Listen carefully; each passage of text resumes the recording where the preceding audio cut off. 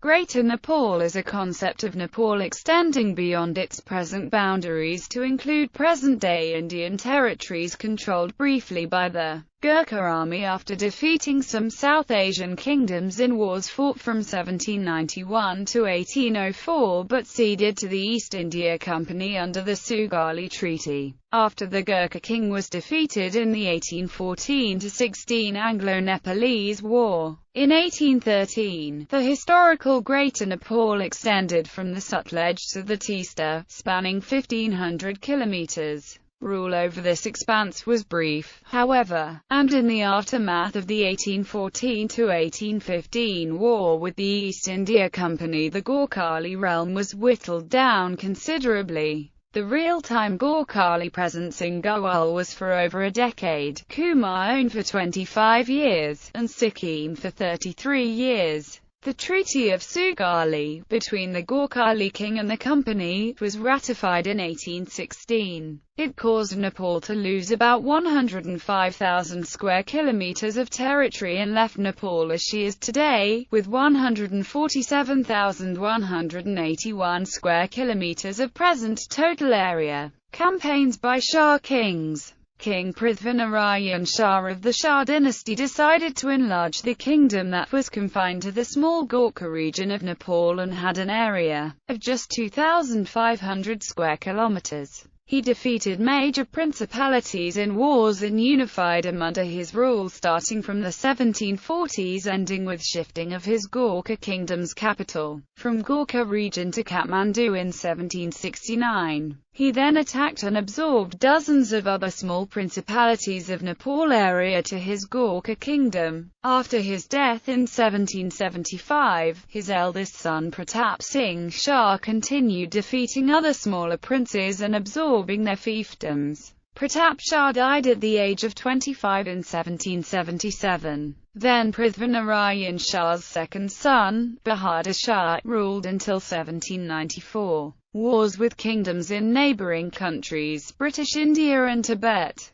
Prithvinarayan Shah's second son, Bahadur Shah, wanted Nepal to become a pan-Himalayan kingdom and started demanding that kings of all the hill kingdoms in the Himalayas surrender to him. He won all small kingdoms up to Kali River in the west. He turned his attention to kingdoms in neighbouring British India across the Kali River. He defeated some of them in wars and won some areas. However, the next Shah soon lost them to the British East India Company, which had come to rule much of North India by then and had become the de facto ruler of India east of Satluj River in place of the Mughals, Marathas and other kings, especially after defeating the Marathas in 1803 and Second Anglo-Maratha War. Bahadur Shah also attacked Tibet in 1789–1792 to control the trade routes through the mountains and the trade itself due to a dispute over contaminated silver coins, and had initial success but was defeated by the Chinese, who intervened in favor of Tibet. The Chinese pushed the Gorkha army back and a desperate Bahadur Shah appealed to the British East India Company for guns and help in saving his kingdom. Thus Bahadur Shah lost his northwards gambit in Tibet, but his successor kings continued their attempts westward towards Kangra and eastward in Sikkim. Victory over Kumaon Kingdom and Garhwal Kingdom. The Gorkha army invaded Kumaon Kingdom and occupied it in 1790–91. Then the Gorkha army invaded Garhwal Kingdom and occupied it in 1804 after defeating its king Pradyuman Shah. The southern border of Nepal extended to Allahabad after absorption of Palpa Kingdom, including the Terai sector of Butwal taken by the king of Palpa from the king of Awadh on lease in 1801. In 1806, the Gorkha army absorbed all the small kingdoms like Surmad State, Hinda and Basahar lying across the Garhwal and up to Satluj River. In this way, the Gorkhas unified the hilly regions such as Nainital, Almora and Dehradun monsoon without crossing the Satluj River. However, when the Gurkhas crossed the Satluj River, the Gurkhas' attack on Kangra and siege of Kangra fort west of Satluj River was repulsed by the Kangra king with help from Maharaja Ranjit Singh of Punjab in 1809. Victory over Sikkim and Darjeeling. Previously Darjeeling formed a part of dominions of the Raja of Sikkim, who had been engaged in an unsuccessful warfare against the Gurkhas. From 1780 the Gurkhas continually made inroads into Sikkim. Sikkim lost most of its land to Nepal, and by the beginning of the 19th century,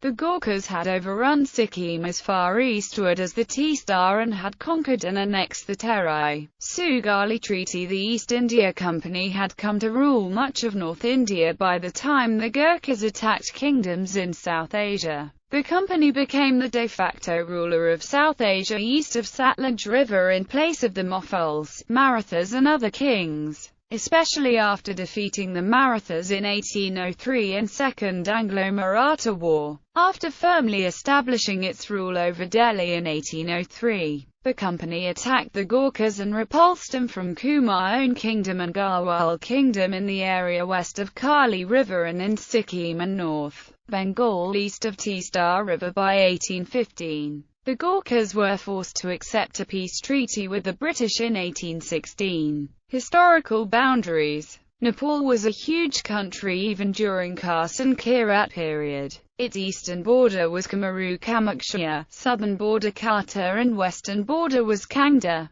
This has been mentioned in 81st chapter of Skanda Puran and 1000 BC, Old Atharva Veda, Kautilya's Arthashastra. It has been mentioned in the inscription of Emperor Samudragupta in Allahabad that the border of Nepal was Kamaru Kamakshya in the east, Pataliputra Kata in the south and Udhampur in the west. Kamiskya is the capital of Assam, Pataliputra is Patna, Kata is near Allahabad and Udhampur is northwest Bengal. This inscription is 350 BC. Old Nepal was immense then. This was the period when the Kirat rule was in its last days and the Likhavis were emerging. When they later became Wik, the country got divided into 53 pieces. Nepal as a nation has existed for 3,000 years with old kingdoms of Kantipur, Bhaktapur and Lalitpur known as Nepal Valley. Throughout history, Nepal was unified and then fragmented several times during the reign of Malla kings.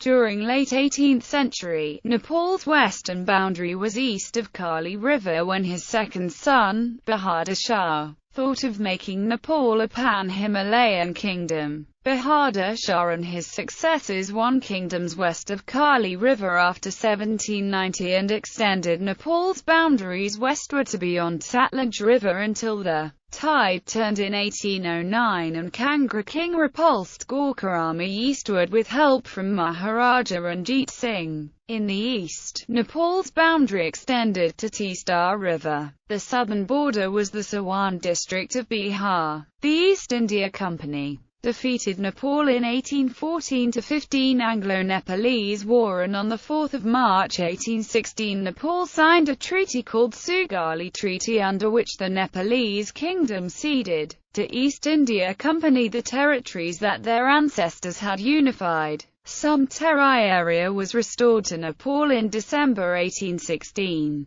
The 15th of November 1860 treaty after the Nepali army helped the British suppress the 1857 mutiny. The British government, in recognition of this support, returned some Terai lands lying between the Rapta and Mahakali rivers to Nepal in 1860. These lands were surveyed by commissioners appointed for the survey by the British government in presence of the commissioners deputed by the Nepal. Durbar masonry pillars were erected to mark the agreed boundary of Nepal and British India, and the territory was formally delivered over to the Nepali Durbar. A treaty was signed between the King of Nepal Vikram Sah and the British government on 1 November 1860 to secure the agreed boundaries. Article 3 of the 1860 treaty stated, the boundary line surveyed by the British commissioners appointed for the purpose extending eastward from the river Kali or Sadar to the foot of the hills north of Bagauratal,